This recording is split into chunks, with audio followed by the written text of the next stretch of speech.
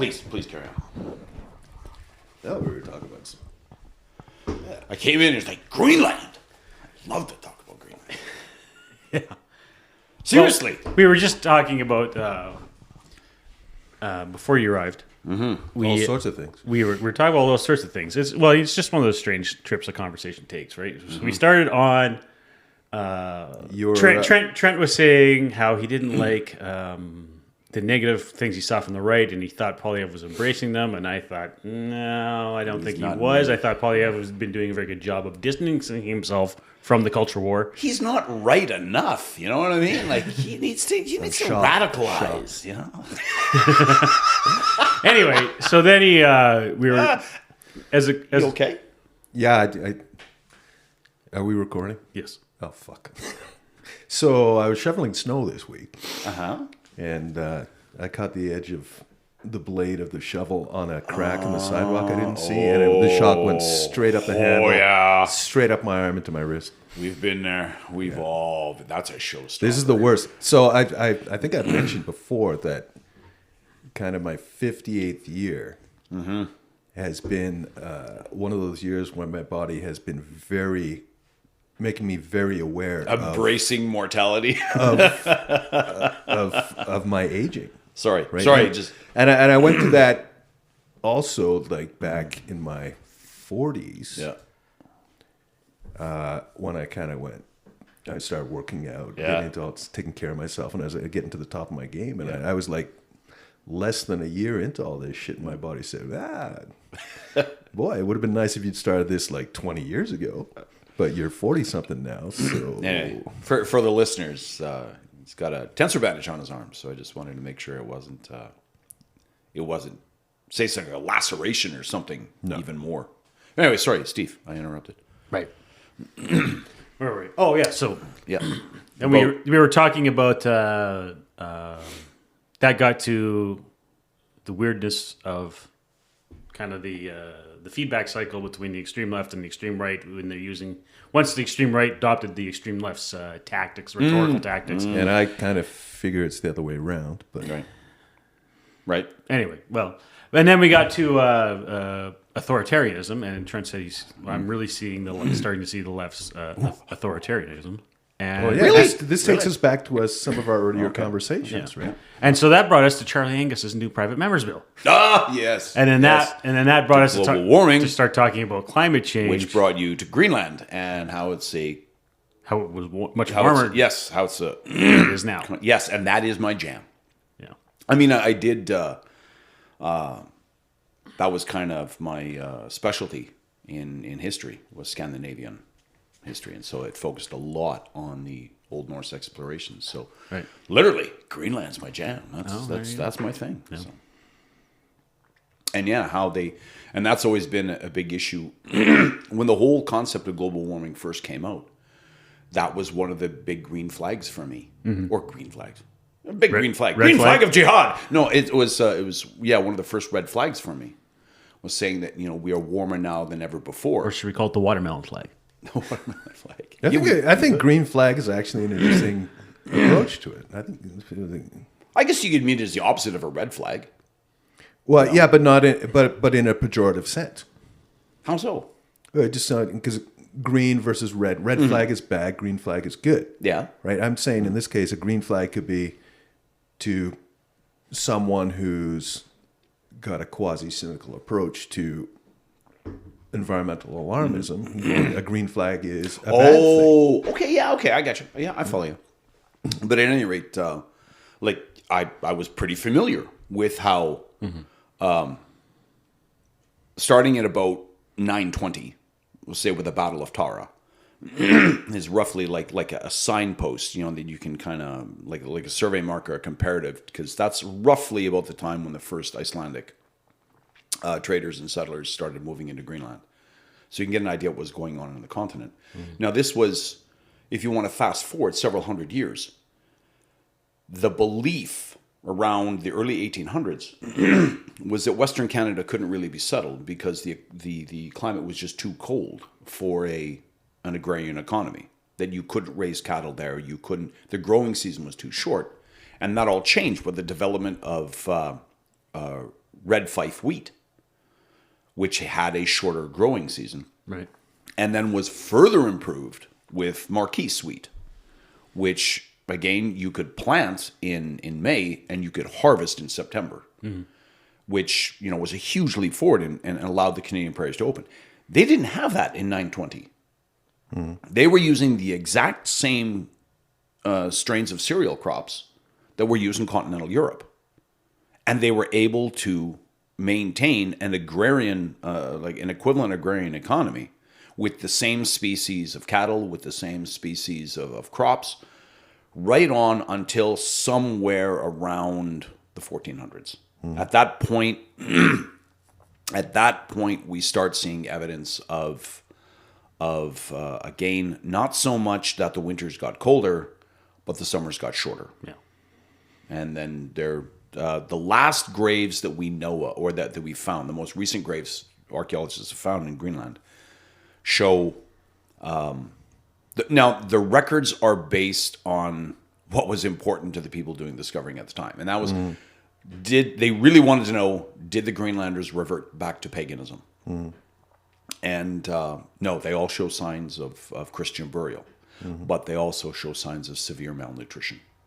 So it was the fact that the planet grew significantly cold, or not the planet, but at least Greenland grew significantly colder, and that matches up. That timeline kind of matches up with what we know of the Maunder minimum. Yeah, well, I mean, there was, I've done a little bit of amateur research on Greenland along the way, and if I understand the same time period you're talking about in the 1400s, there was what they called the Little Ice Age. Yes, and effectively Greenland, as a Scandinavian society, became cut off from Iceland and then the rest of Europe as a result. And then it was whenever, like 1700s, 1800s, that it was actually the Danes that returned, not the Norse, which is why the Norse didn't exist by that point. Denmark is actually one of the largest countries in Europe as a result of because it was having laid claim to Greenland. Mind you, at the time, Norway and Denmark were united. They were a single kingdom at the time.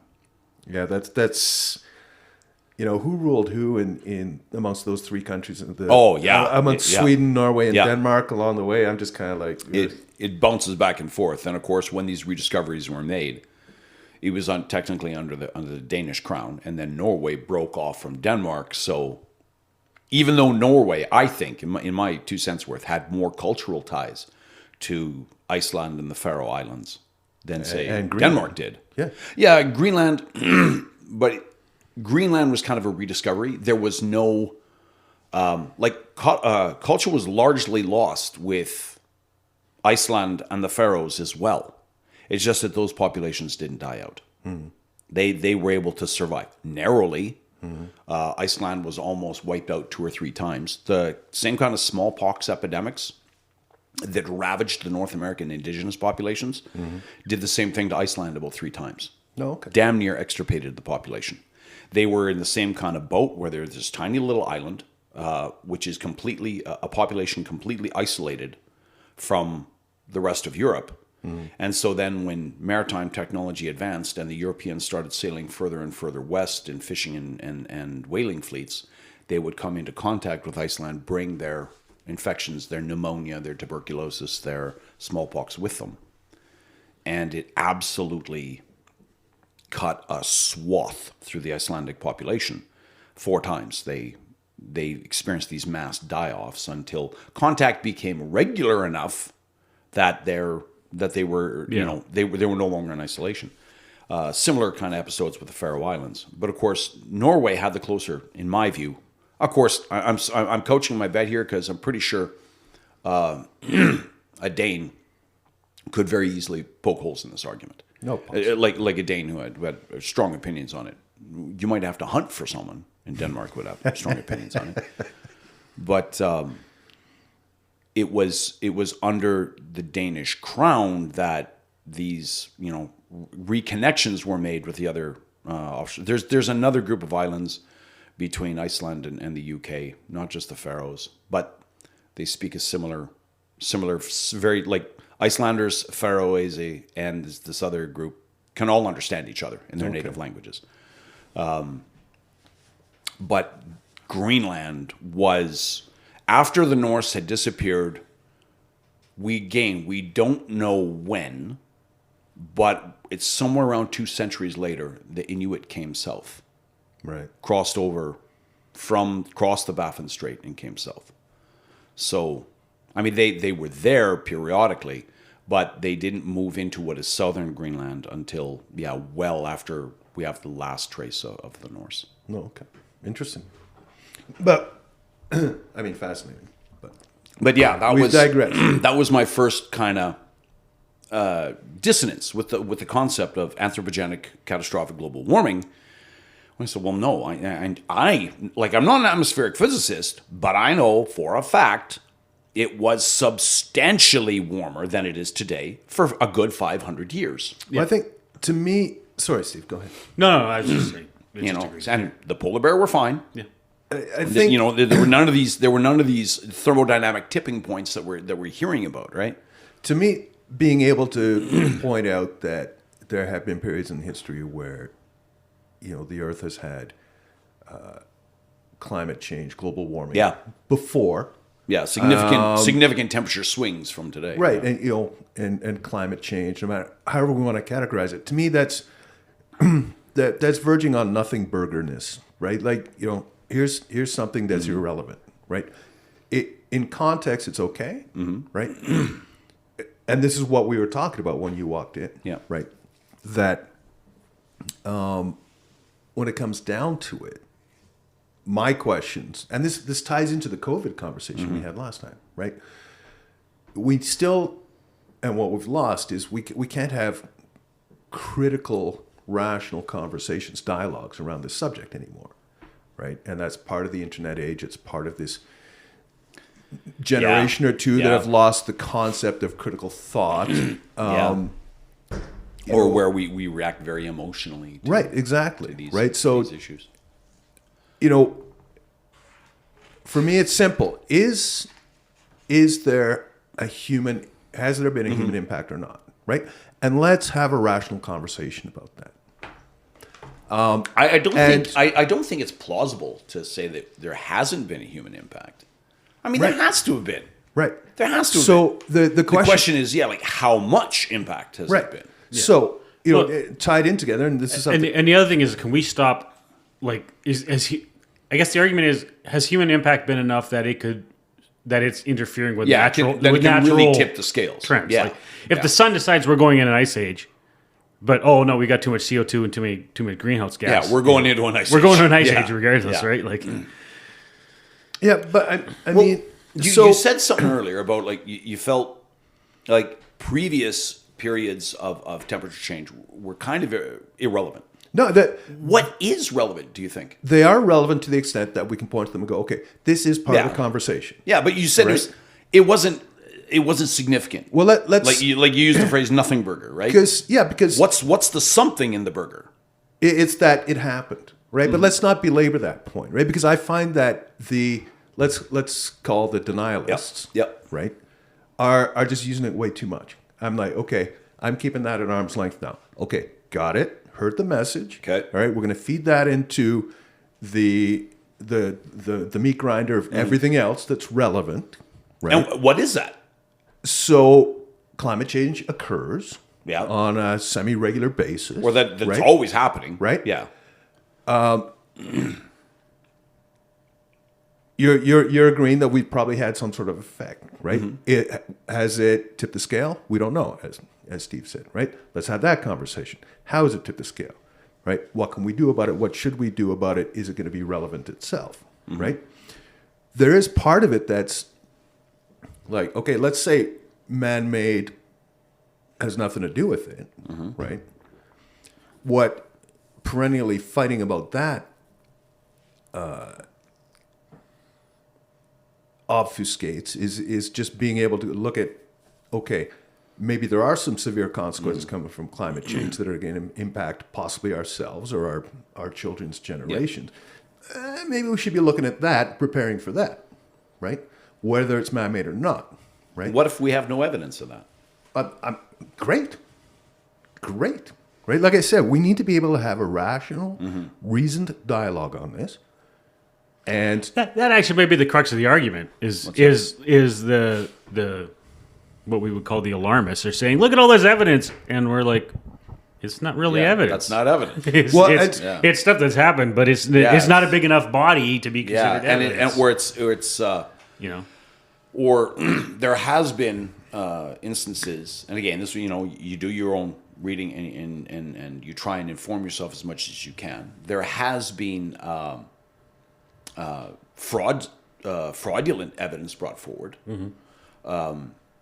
For example, the surface temperature records, as compiled by NOAA during James Hansen's tenure, have been revealed to be highly manipulated to make it look like the temperature is going up. The tree ring data that was instrumental to the infamous hockey stick graph has, we know now very recently, as of James McIntyre's latest paper, that was falsified. Interestingly enough, the inventor of the hockey stick graph, Michael Mann, just won a lawsuit this week. Did he win it? He won it. Oh my God. Against Mark Stein. And how in the hell does that happen? I don't know. Have you been following that trial? Very tertiary. I just saw it because it was in... that baffles me. Yeah. It was the trial. Part of the problem, I think, was the trial was in D.C. Yeah, that's true. That is true. You got to really... like a lot of these court cases we're hearing, they would never stand if they weren't done either in Southern California or D.C. Yeah. If you did them anywhere else, they would be dismissed. Yeah. But at any rate, boy, wow, what a miscarriage. At any rate, the whole kind of that we're having a hard time. There's a lack of evidence saying that this is actually happening, but there is a massive amount of belief that it's happening. Well, and that's, to me, that's the crux of the challenge right now. It's that belief versus quote unquote fact, right? Because what's tied up in the belief on both sides. And again, we're talking about the polar opposites having the extreme debate out loud, because that's the reality in the internet age, right? And now it's about, now we're in the counter revolution, right? Yeah. Now we're just chopping people's heads off. Yeah. What was it? Somebody said the culture war is over. Now they're just shooting the prisoners. The culture war's not over, though. I don't know. I think it's over. We lost. No. Culture war is over. We lost. Well, I think if you look south of the border... Lost. What institutions does the right control? Yeah, no, I don't think it's ever. Talk radio? I don't think it's ever over. Talk radio and maybe new media. That's it. Well, yeah. Is it ever over? It's never over. Maybe it's never over. Right. But I would definitely say the left has the upper hand. Hands down. Are you kidding? I mean, it depends on how you look at it. Yeah. Right? Well, Texas? No. Florida? No. Hungary? No. Okay. How about everywhere else? Well, just everywhere else. If you look at or around the world, to stay within within the Western world, Western world. Okay. Yeah. And I'm going to focus that because not to dismiss Latin America or Africa in an ignorant sense, they don't have the economic clout to impose their views anywhere else outside of their borders. No, I get that. And I think that is done. I think the most. The number one way that a country imposes its views upon another now, I mean, aside from the extreme, which we're seeing in Ukraine, is culture. Yeah. And that's the number one way that America dominates the world, is that through the export of American culture. Countries that are rich enough to perhaps do this, like South Korea and Japan, choose not to. They prefer to be more insular, and they don't involve themselves in transnational discussions. It could be that because English is such an international language, what happens within the Anglosphere, and because the United States, which speaks English, is such a massive economy, it has ripple effects across the globe. But in that regard, I would say that the dominant heights of culture are controlled wholeheartagly by the left. At least in the Anglosphere. I would And say continental Europe. I'm not going to argue that point, but it's saying that we lost the culture war. I would say we're more in a cultural Poussin perimeter, Sure. Okay, I'll go with that. right? I'm going to circle back there, but interesting aside. Did you know, this is a fascinating tidbit of information I came across years ago, that the official language of the United States of America is English because it beat out German by 1 vote. I can believe that. There was massive German There's a lot of immigration. A lot of German immigration. in the late 19th century. Or no, we're talking, I think we're going back to the founding of the nation. Yeah, that's we're what I talking mean. like because Late- of Pennsylvania, late 19th. right? Late 18th. Late 18th. Yeah, right? and like until And the early 19th. Yeah. like despite the age of Yale and Harvard, like if you wanted an advanced degree in the United States until the early 20th Yeah. century, you went to Germany to get it, Yeah. right? That's like if true. you wanted a doctorate or a Yep. in The German universities had a huge influence on the early United States. Yeah. I found that 100%. fascinating Yep. because that had huge implications for the First and Second Wars, It did. right? Massive. When it came to where the U.S. might have fallen. The Roosevelt government was very concerned about how many German-sounding last names were in its general corps and how this would appear to the Russians. So they did make a conscious effort. They kept Eisenhower where he was because he was just too valuable. Yeah. But they made a conscious effort to shift guys with German last names towards the Pacific Theater. So if you look at the range of U.S. Army, now it doesn't really apply to the Marines because that was the Marines theater. They weren't really active in Europe. Yeah. But if you look at U.S. Army commanders with German last names fighting in the Pacific, it's like, oh, or just look at a list of U.S. Army commanders who were assigned to the Pacific. Yeah, there's a lot of German names. Oh, interesting. Like, holy cats, like Schmidt, Müller, Frankenplatzer, like all of these, holy cats, Like that would make the Russians a little like, yeah. Who can we trust these guys? Anyway, sorry for that sidebar. I just Yeah. thought that was because you had brought up that English as the lingua franca of the. Yeah. Well, to go back to the idea of like belief in the concept of global warming, let me ask you this: any scientific theory must be falsifiable. In other words, there must exist a certain category of evidence that would demonstrably show that, this theory is not viable. What would you need to see for you to say, okay, global warming's like catastrophic anthropogenic global warming, and the emphasis say on catastrophic. If you had to choose between the two, what would you need to see before you said, it was overblown? Well, It's a nothing burger. At this point, all I've got to go on really is my informed spidey senses. What would that look Right? like? Because that's what I'm going on now, right? Because and that's why I brought the Yeah, COVID what would conversation. need to change for you to change your mind? I think again, it comes down to an overt, broad spectrum, reasoned dialogue that involves enough interested parties, enough stakeholders to legitimize it, right? Kind of go, okay, we've got governments, we've got industries, we've got economies, we've got cultures, we've got environmentalists, we've got scientists, right? And again, coming into this from a good faith perspective. The good faith perspective is to come up with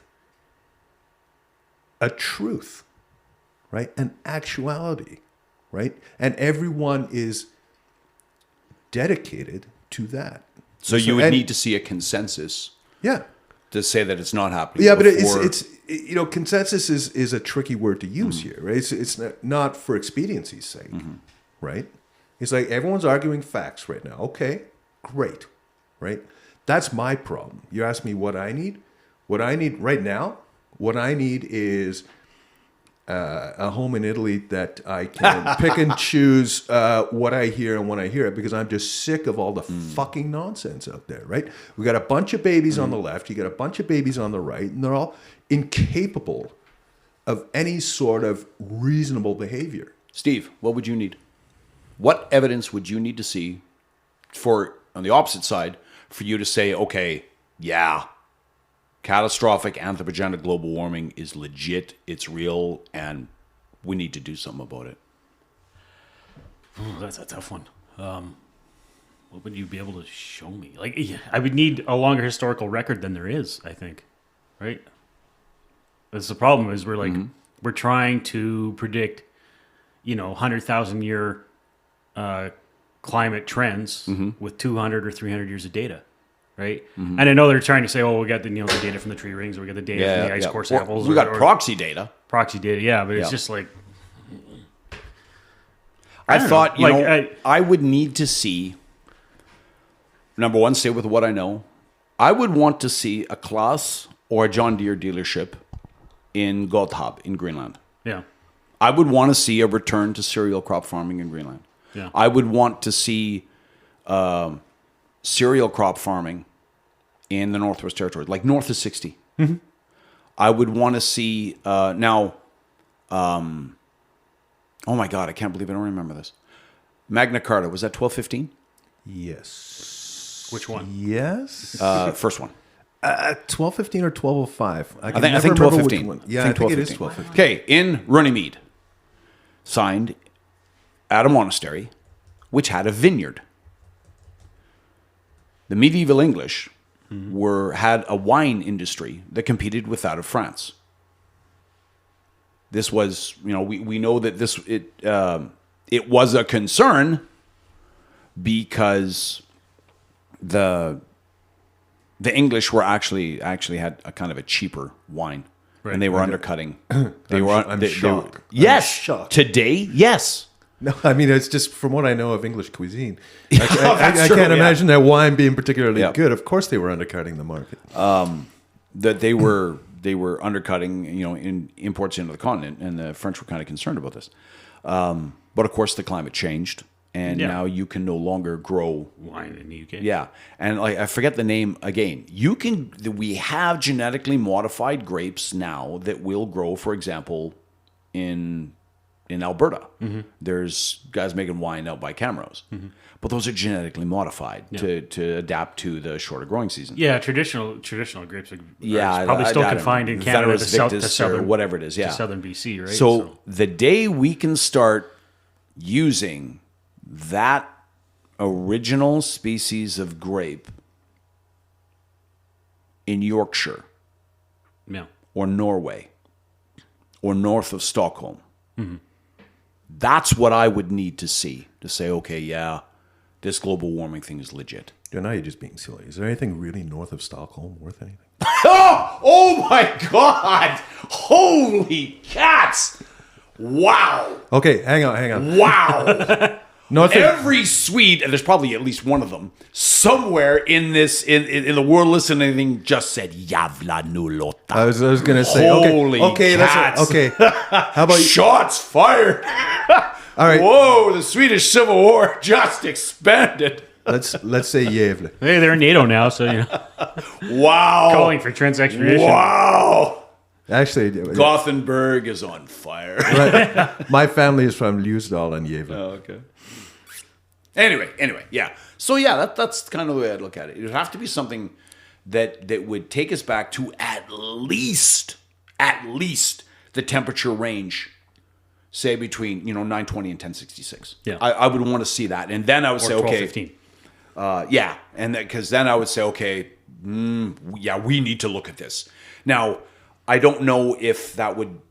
Again, that doesn't say that it's undeniably 100% human influence, but when you consider that by some records, the Little Ice Age only ended around 1789, the late 18th century, by some counts. I went later. I count it. Yeah, some people say it went around the time of the Napoleonic Wars. What was it?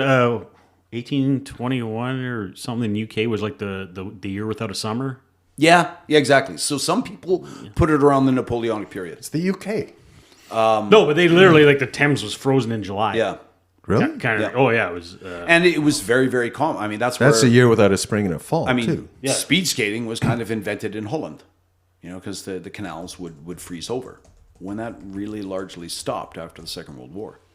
I guess it was 1783. I kind of see the Little Ice Age ending a little bit earlier, like in the earlier 1700s. But again, that's just me, right? Yeah, I mean, it's again, it's kind of irrelevant. It's not germane to the conversation. Well, I think it is. Well, it's Because you're in the approximate we're range. starting from the very low end of temperatures, let's say 1790. Okay.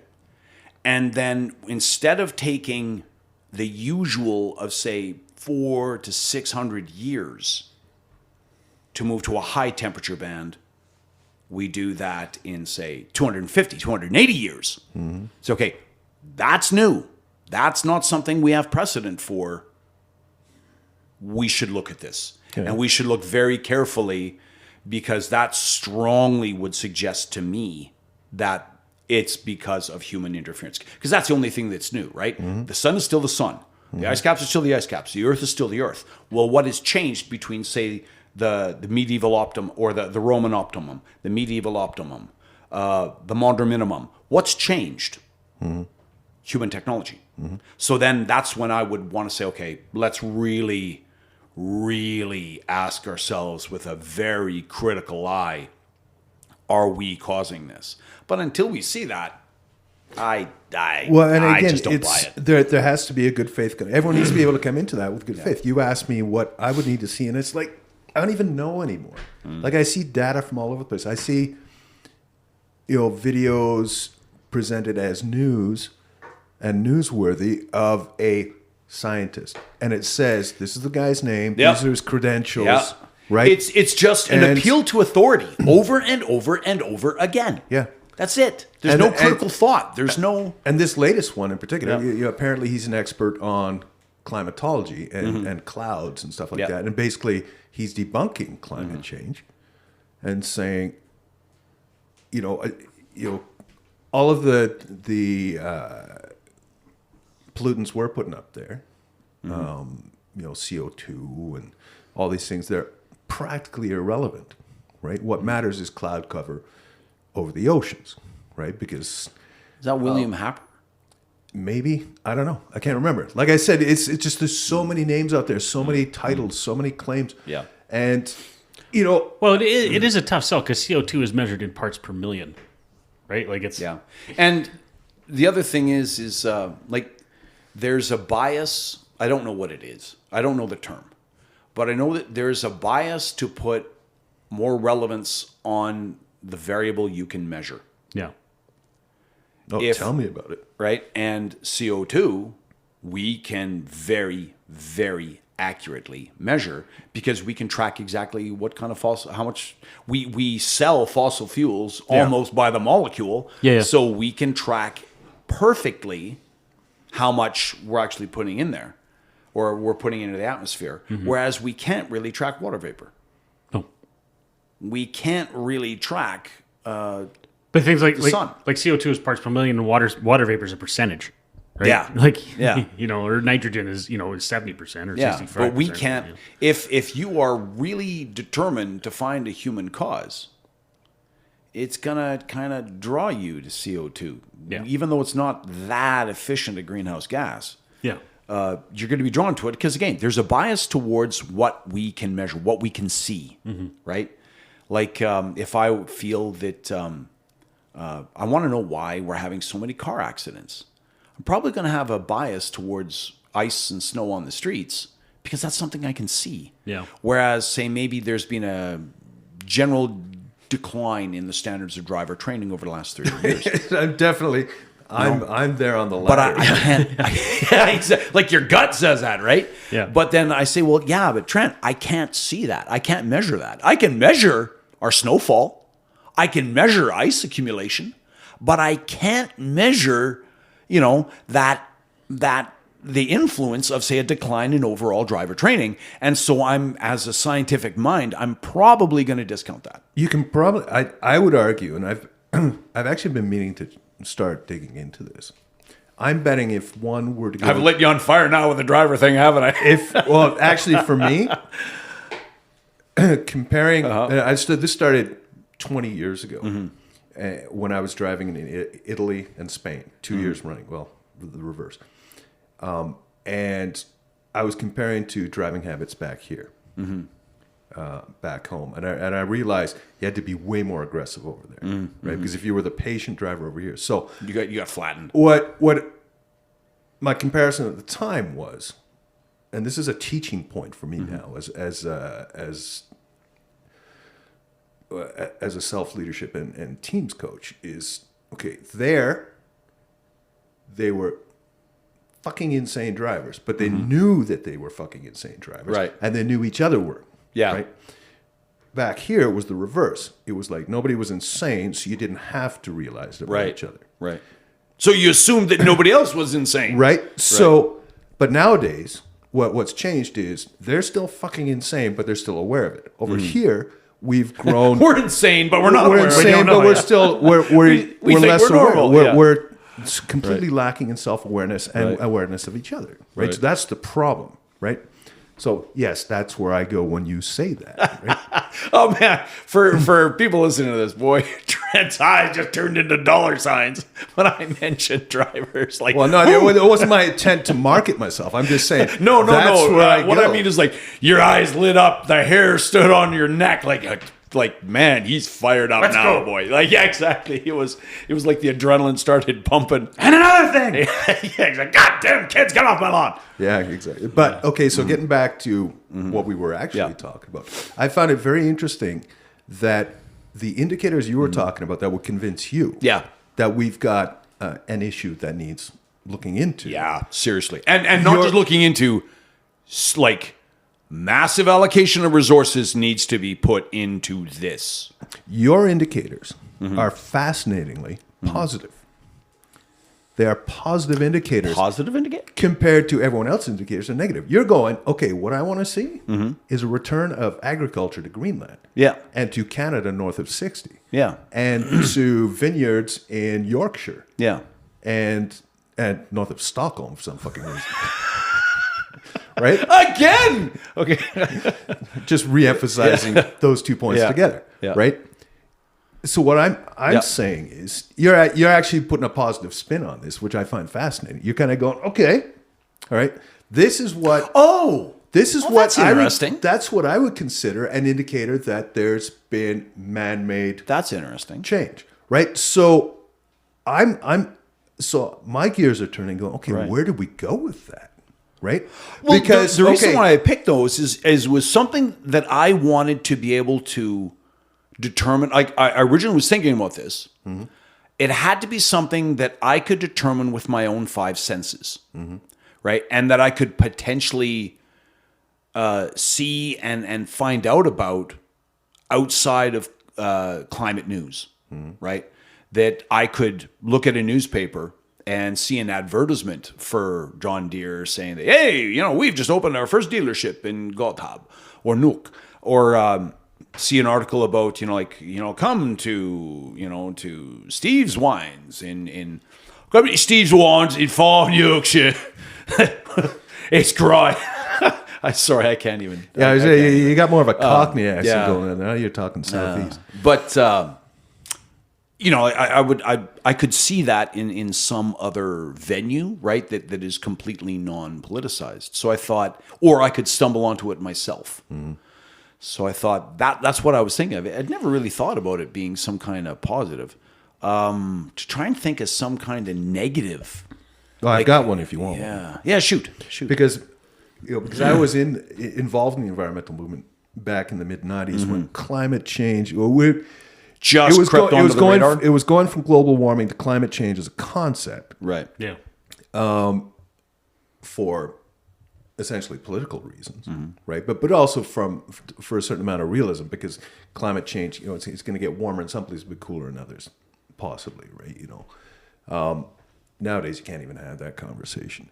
But at the time, the projection models were such that it was quite a bit like what you're describing, specific to Alberta. Yeah. It was going to be, very northern Alberta and into the territories Yep. was going to become farmland, where it's currently wooded. Right. And what is currently farmland, especially towards the southern parts of the become province, really arid. would become very arid and almost desert. And then down into Montana and south into the States, again, that same And concept. the So that's the deserts of the negative, Southwest would grow. right? So the farther north you go, things get kind of better. Right? I thought these about other that. things. But I also thought that would be hard for me to see because we would try and mitigate that the way we do now through irrigation and such. And so I thought that would be hard for me to disentangle from adaptation. Well, Right. strangely enough, the Smith government of Alberta, and this came out in the news this week, is negotiating Yeah. water supplies for the south of the province for this year because it's projected that there's going to be drought. I would think so. I mean, look at how little snow we've got. Yeah. Yeah, So I mean I would that to me is that feeds right into conceptually, not necessarily factually and directly, but it certainly fits conceptually into what was just discussed. Right? Speaking of which, we'll have this conversation offline because it's not really anything anyone wants to hear about. But Really, we're not going to go down a rabbit hole.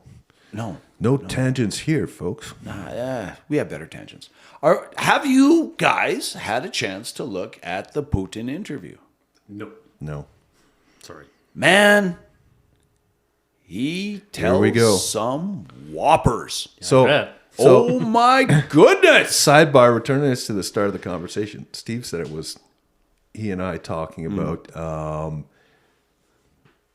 I can't even remember what you said it was, but there was actually a step before that. Our starting point of this conversation was your Text asking you guys if you'd seen it. Or? no.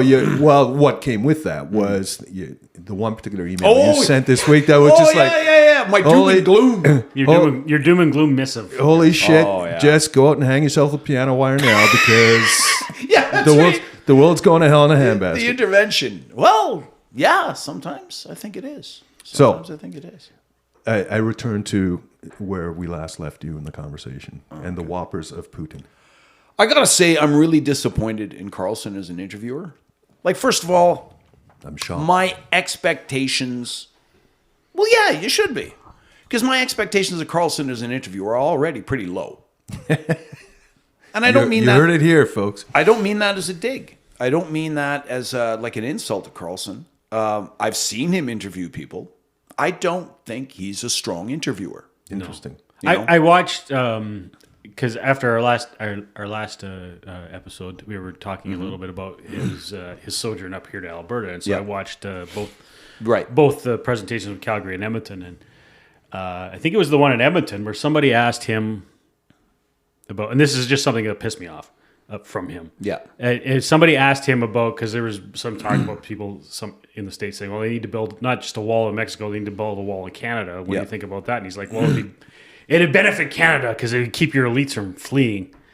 I'm like, keep our comedians from fleeing or something. well, all the people basically who can leave Canada who basically do. And it's just like, so your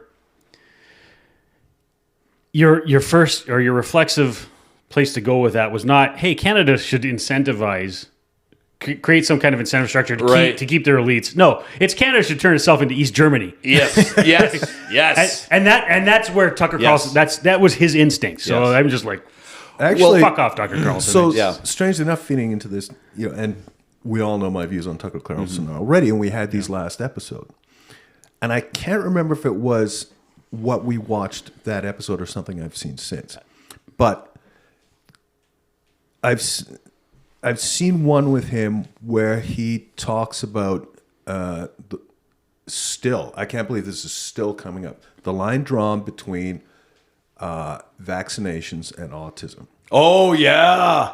Right? And I'm like, holy shit, right? Yeah.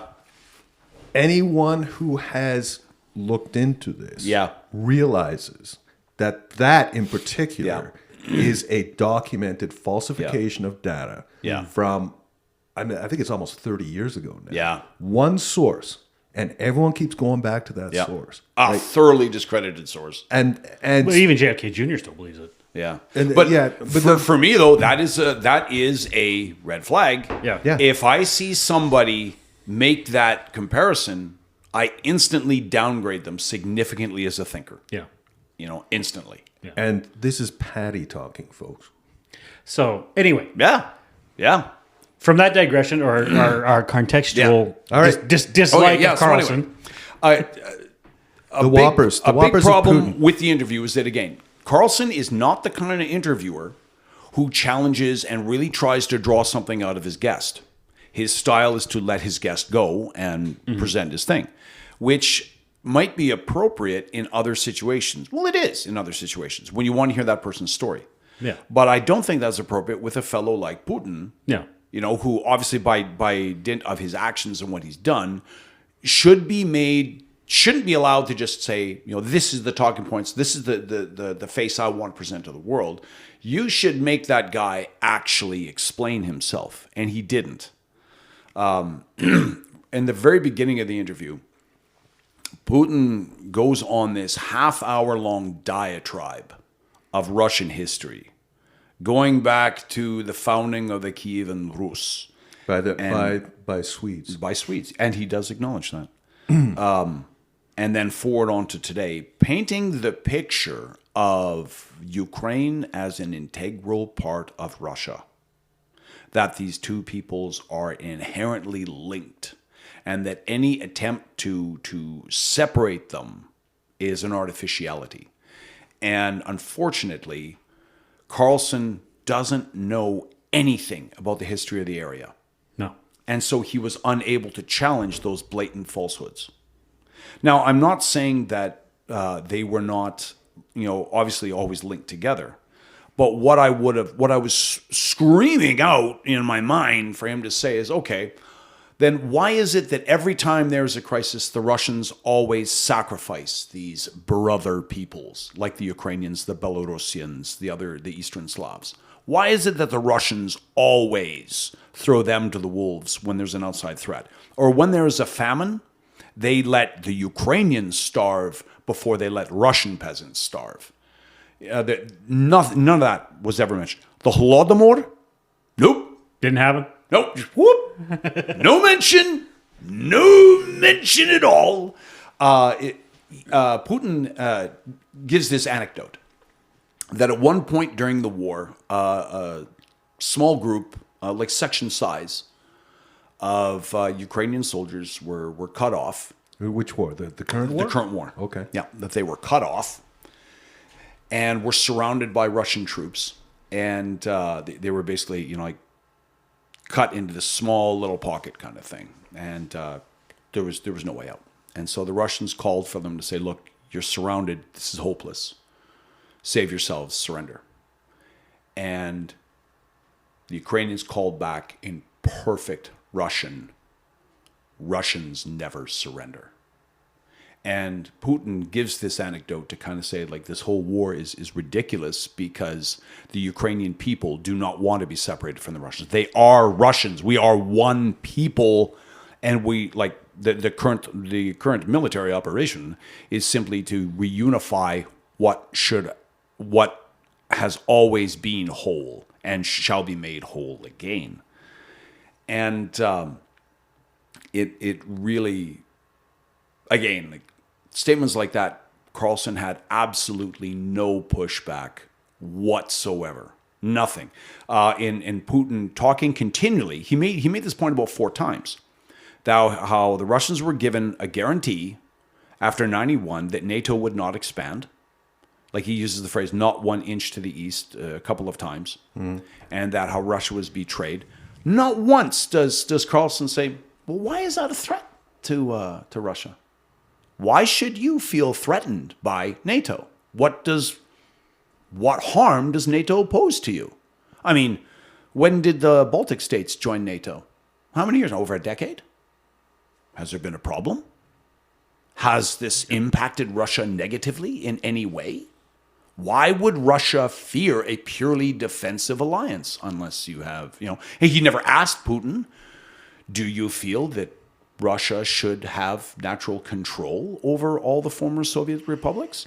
He never ever asked him, why should Russia have a say on whether or not Poland joins the EU or whether or not Poland or the Czech Republic joins NATO? Why should Russia have any say in what another nation does?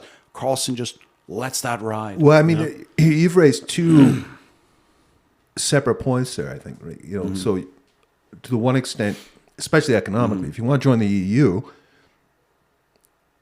boo-hoo, so sad, Russia. Like if you don't have the economic viability to win a trade negotiation, and they want to go with the West, then too bad, so sad, right?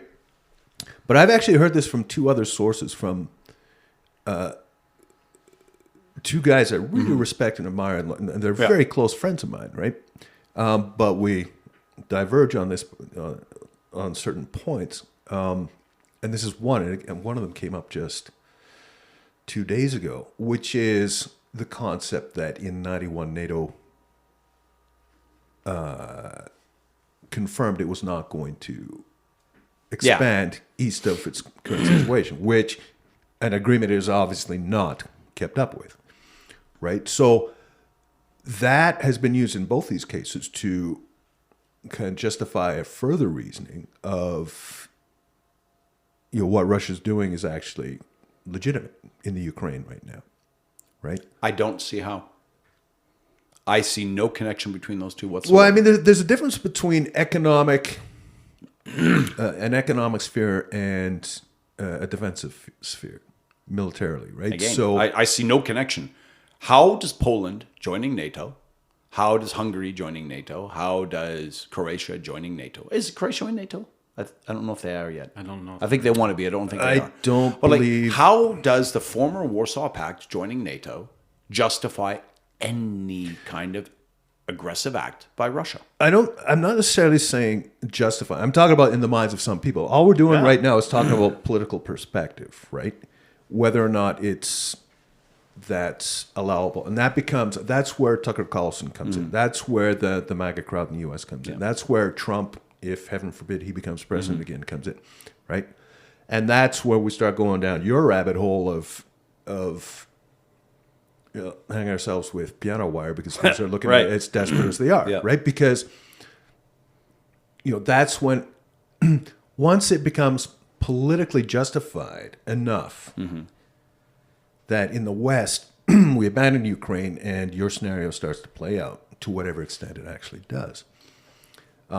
That's the problem. So that's why I feel that if NATO had made a commitment and hadn't met it, that is confusing the waters, right? And again, I'm not talking about justifying Russia's actions, but I'm saying if someone has, at a military and defensive level, broached an agreement that was meant to calm.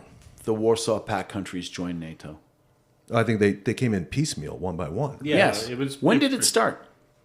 Does Well- it coincide with Putin's rise to power?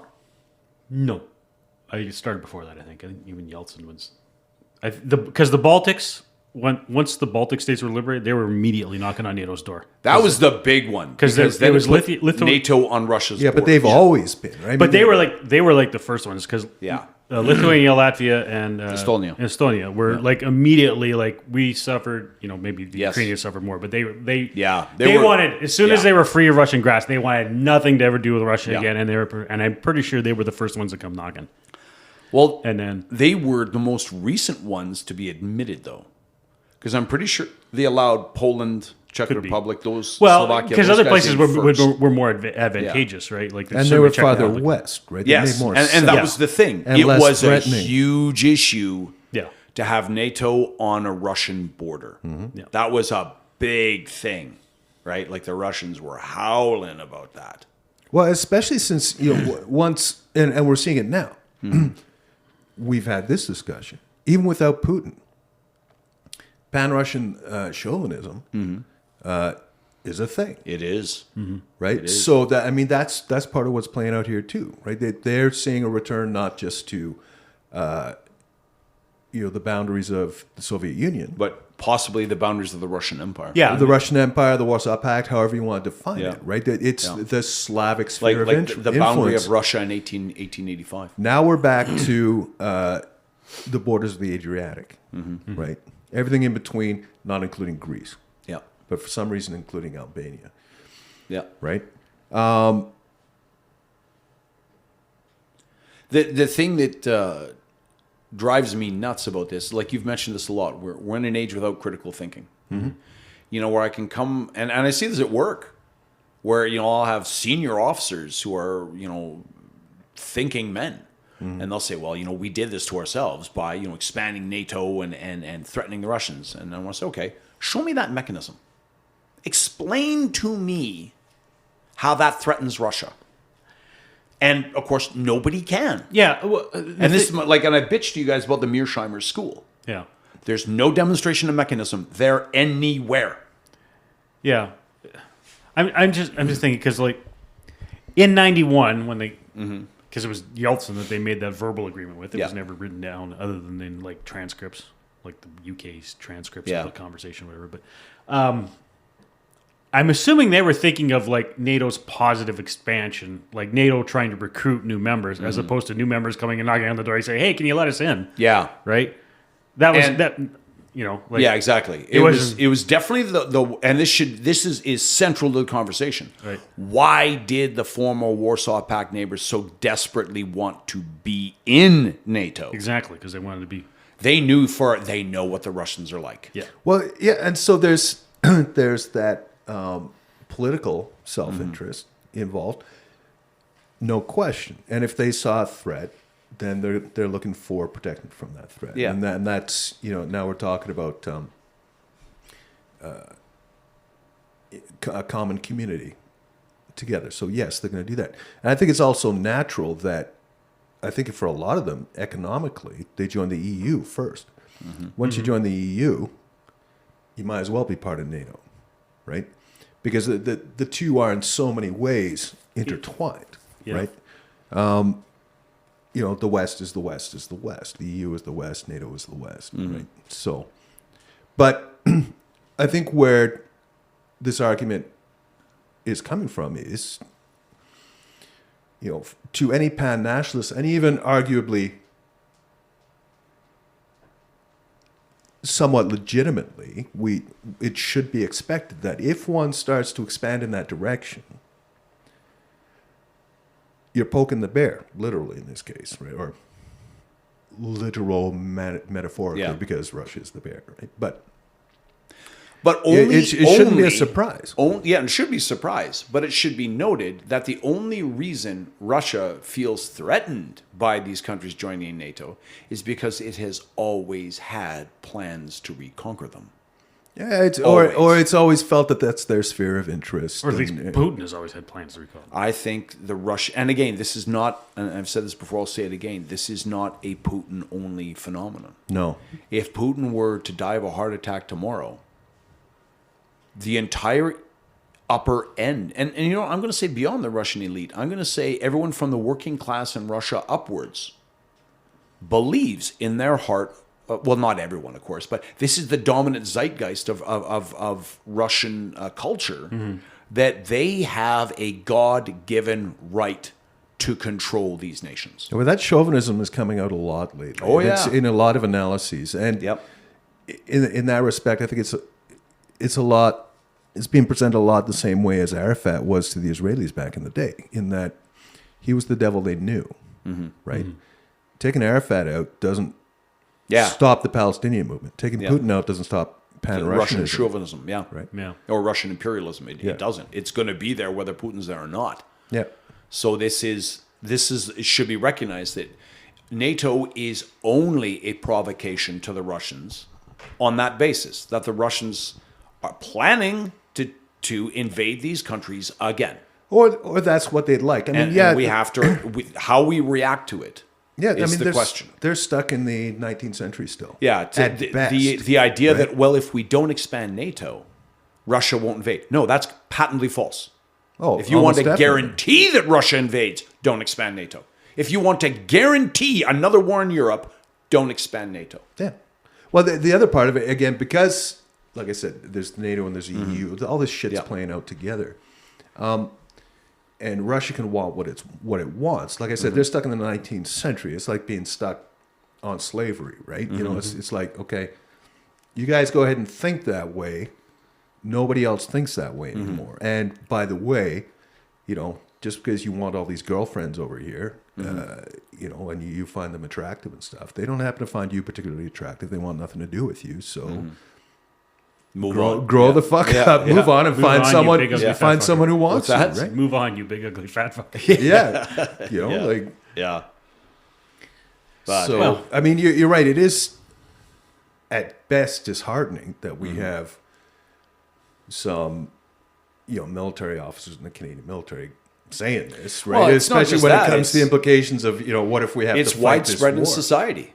Yeah. This school of thought Yeah. that we have somehow pushed the Russians into a corner, and that this is somehow what's going on is a Russian reaction to our aggression. Unfortunately, has a very wide Yeah. subscription Well, again, signs of the times. in I the mean, Western world. Right? I've got two friends I love and respect Yeah.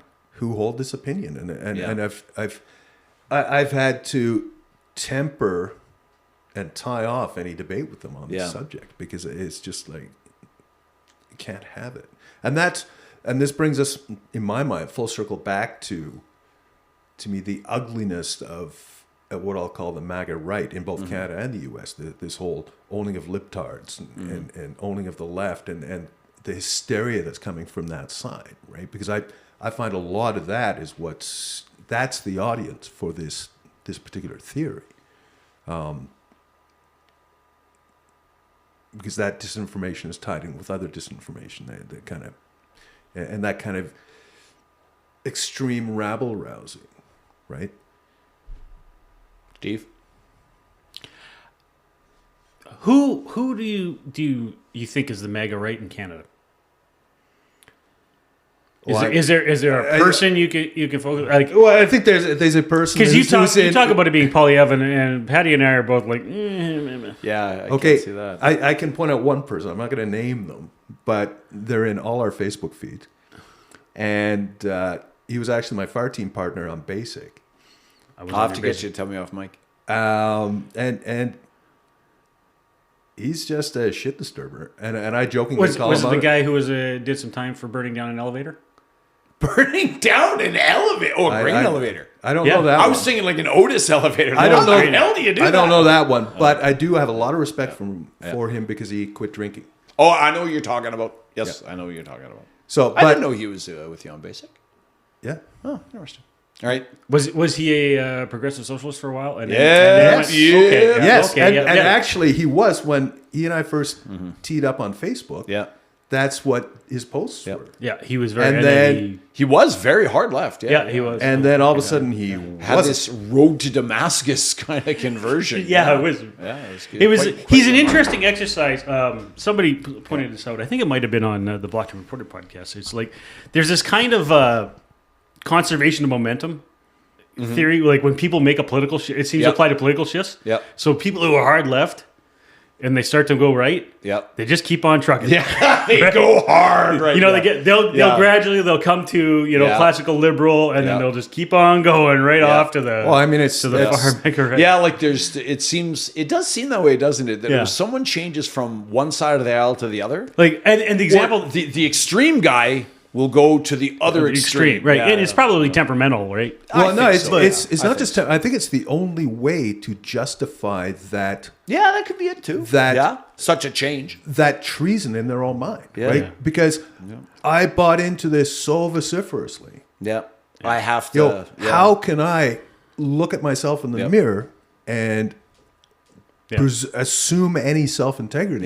Yep. Like the example they'd used was Dave Rubin, right? 'Cause going from the Yep. Young Turks, Yep. and this was before It was like after 2020, but by the Yeah, end, by yep. 2020, you hit like Ruben was that hardcore Trump. come to Jesus moment. Yeah, Yeah. he was hardcore Trump. I think he's actually his pendulum has swung a little bit Yeah, back. he's a bit more moderate, because he was very pro DeSantis in the Yeah, he was. in yeah. the yeah.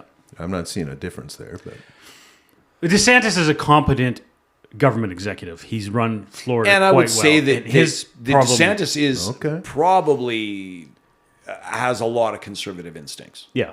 I don't think Trump does. No, Trump. no, that's- Trump has no. very few. But DeSantis, Yeah. see, DeSantis's problem is he's not a guy with a really strong personality. No. He's not a guy. He's kind of a conservative technocrat. Yeah. His COVID policy came about by him personally diving into every piece of literature on COVID Yeah. he could find. Yeah. And that's how he came to conclusions, right? So he's like I say, he's a conservative technocrat. So he doesn't have a big personality. Mm-hmm. He's Kind of like Harper. yeah. He's probably a pretty good comparison. Yeah. You know, please don't bring up Harper. Why not? I miss him. You've seen that? There's that meme. It's been going around for, I don't know, 6.5 years now. Him drinking a cup of coffee saying, "Do you miss me yet?" I do. there's a few of those beams. Even there's Oh, one yeah. of those for W too. I think. Oh, yeah. Oh, fuck. Yeah, Yeah, like take him back, too. Yeah. Like day 320 of the Obama administration. Yeah.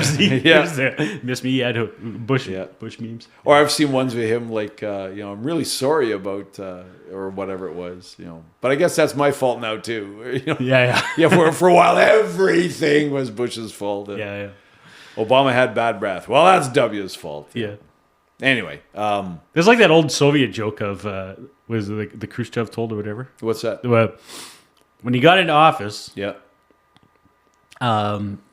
his predecessor told him, "I've left 2 letters for you in the desk. So when you get into real trouble, open the first letter." Okay. So when something really bad, some crisis, you can't get it. You don't know how you're going to get out. Yeah. So he gets one of these, opens the letter, says first letter says, "Blame everything on me." So he blames everything on his predecessor. Yeah. They somehow muddle through the crisis, whatever. Yeah. And then, so they go along again. Another crisis. Man, second letter. Yeah. Open the second letter. Opens the second letter. Letter says, "Sit down and write 2 letters."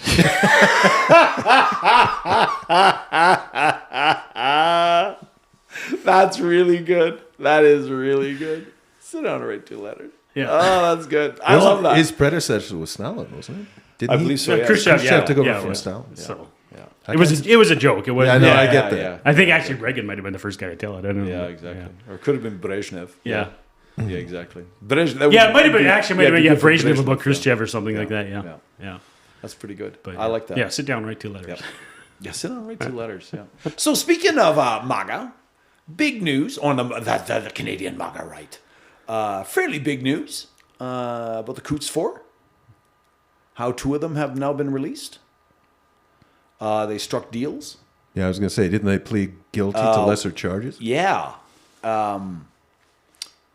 One pled to simply a firearms transportation offense, Okay. saying that, I'm legally entitled to own that firearm, but I had that firearm on my possession in a place I shouldn't have had it. Okay. And, okay, good enough. Thanks for coming up. The other guy, now, they were originally held for conspiracy to commit murder. Murder of a police officer. Yes, murder of a police officer. They were held for almost 2 years without bail, meaning that they are extremely dangerous people. He pled, Moran was his name.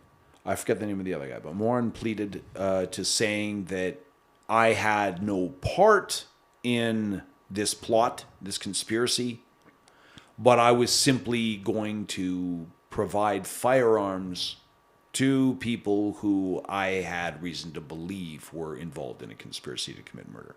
Okay. And he walked. That's an interesting statement right there. That's an interesting admission based on the wording you just provided. Yeah. But, as David Freiheit points out, there may have been a shift based on that federal court case, in that as long as the federal government wanted to say that, look, we had an emergency that or like a national crisis, a national security concern, that justified the Emergencies Act, keeping these 4 guys in prison was an asset. Now that the federal court has said, no, there was no emergency, you were unjustified in doing this, they're now a liability. So the Crown is looking at this and saying, okay, how can we, make this go away? We do not want to risk any kind of acquittals.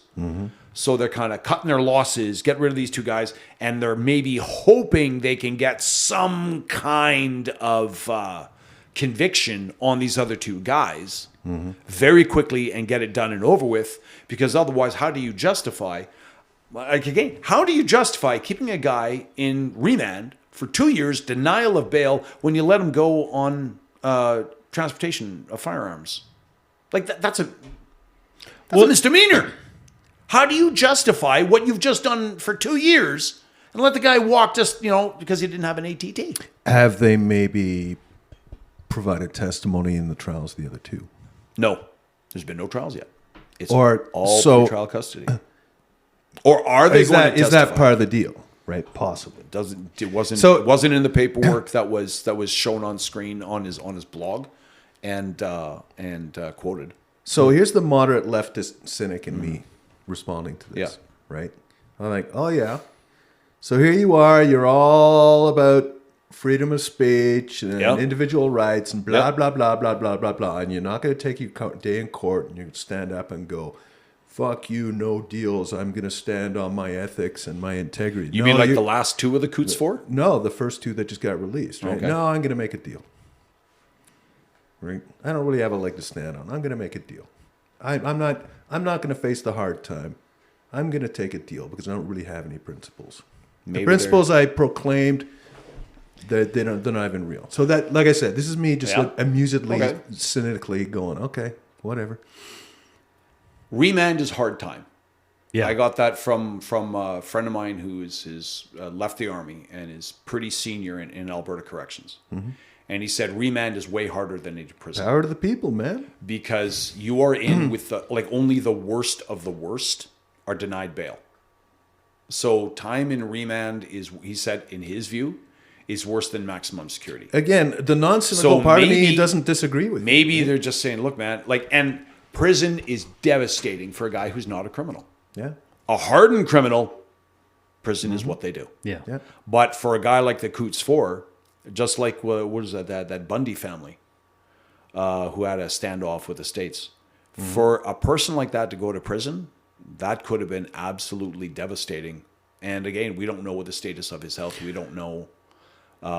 You've raised an interesting concept. Maybe Like, he cut a deal because he could not go on. Like he was breaking. Maybe.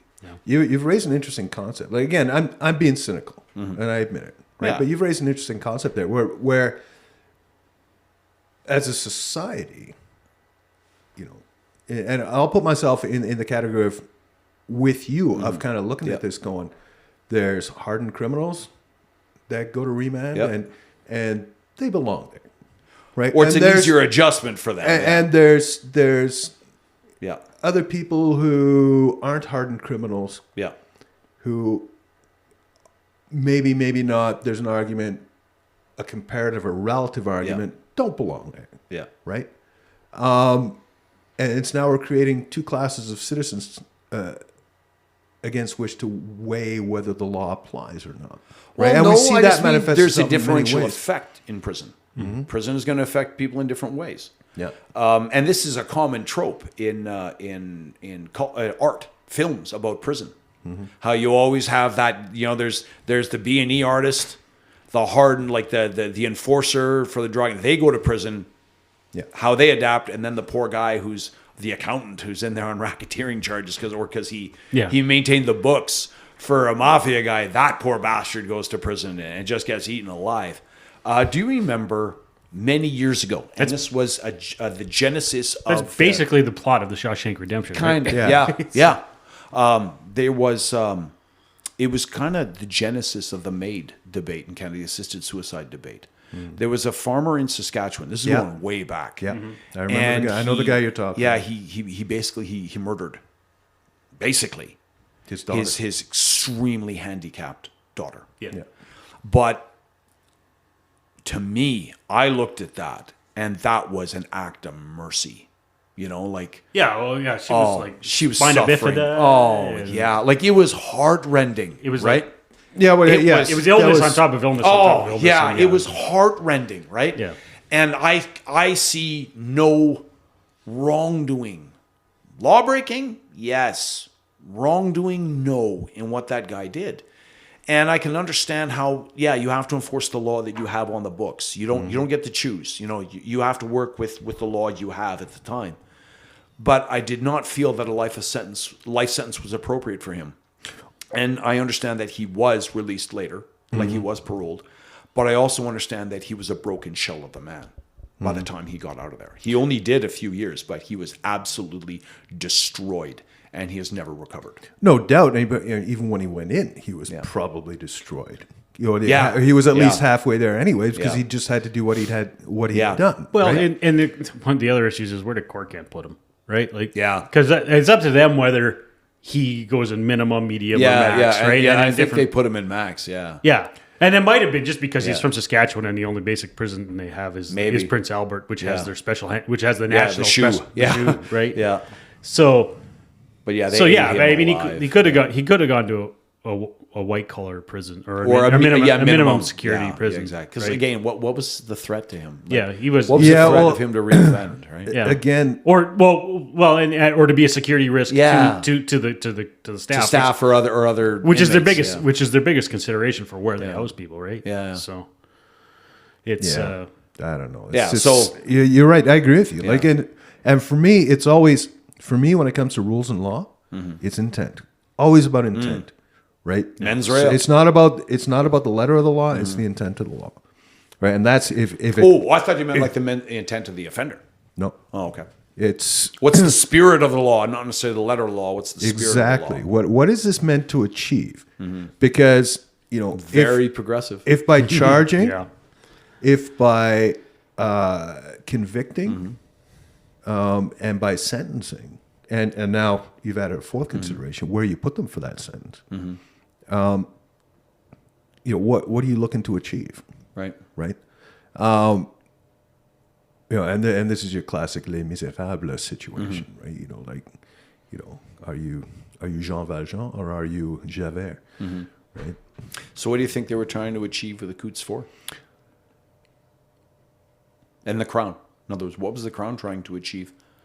Oh, I think the Crown was trying to make examples. Same as they were doing the two that they imprisoned in Ottawa, right? Yep. What's her? Well, it's The actually other two political prisoners. Yeah. Yeah. having Right. Because they were released without bail too. Like here we are. Or in they the- were held without bail, yeah. Here we are in the midst of a national crime wave. Yeah. Which Yeah. is rhetorically laid on the shoulders of a law that supposedly Yeah. won't allow judges to deny bail to like habitual offenders who are continually reoffending, and we're in the grip of a national crime wave. But these six people, Yeah, well, we can exactly. hold them as long as we want. For Tamara Leach yeah, on mischief charges. Yeah, needs deny to her be bail. held without bail. Yeah, okay, yeah, sure. well, If that's okay. not a political prisoner, I don't know what is. yeah. Oh my God, here we go. Yeah. All right, Oh, so- I have a hard time arguing. this. Seriously. I don't want to Tell me why I'm wrong. I don't want to discuss the trucker convoy at this point. I get Right? Yet again. we keep coming back to that. ad, Keep truckers. ad nauseum. Fucking all right? truckers, they're everywhere. I will go as far as saying this. Like we talk about the two Can't walk into a room without a trucker being there. we talk about two who were arrested in Ottawa Yeah. at the trucker convoy, Yeah. right? To me that is The organizers. less worrisome Yeah. than the four arrested in Coots, right? Because those are, if accurate, and I'm not saying they are or are not, if those charges are accurate, that's a big worry, right? Yeah, well, murder. Right? Yeah. Murder of cops, Yep. And for political reasons. right? Right. So you're saying, if I'm catching you right, murder of a police officer in the commission of a political act of violence Yes. is a more serious offense than I was breaking into the liquor store and the cop tried to stop me, and so I hit him over the head with a hammer because I just wanted to get away and I just didn't want to do time. I'm not to downgrade Yeah, not to downgrade the second Yeah. instance, but to say I'm that, saying the yeah, first one yeah. is Just more serious. Political violence is more serious than criminal violence because criminal violence is going to happen. Political violence indicates a much bigger threat to the wider society. And it's a thin edge of a wedge, Yeah. right? And it encourages alone the possibility of doing so, not just for that quote unquote side, side of the political spectrum, but anyone anywhere else on the political spectrum. Not only that, it raises the possibility of all sides getting into political violence that escalates, right? So that's so again, am I saying it's right or wrong in this particular case? I do not know enough of the particulars to parse that out legally right now, right? What if it comes out that the charges were completely trumped up? Well, then That they were fabricated charges because they needed an emergency. And so they arrested these guys on the charges, even though they kind of knew at the time they weren't going to get a conviction on it. okay. Should there be any accountability? Yes. Again, and this is a dangerous statement, right? Yeah, it is. Tread lightly. Intent, result aimed for, ends and means, right? That's a perennial discussion of the human condition, right? We love to celebrate it in popular media and fiction and stories and stuff like that, right?